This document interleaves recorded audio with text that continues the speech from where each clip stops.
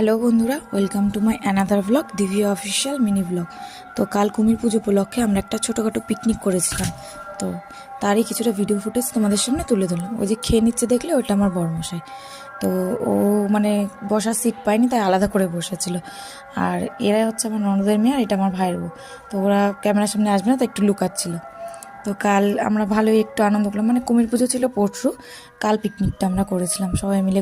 আমাদের গলির অনেক লোকজন মিলে আমরা একটু রান্নাবান্না করে খাওয়া দাওয়া করলাম। তো রান্নাবান্নার ভিডিওর সময় আমি যেতে পারিনি, কারণ কি আমার বাচ্চাটা তো একটু ছোটো, এবার ঠান্ডার মধ্যে এতবার বেরোনো যাচ্ছে না, তাই আমি ভিডিওটা করতে পারিনি।